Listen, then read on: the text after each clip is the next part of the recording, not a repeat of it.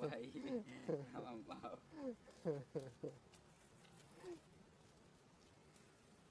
ui ôm lên tên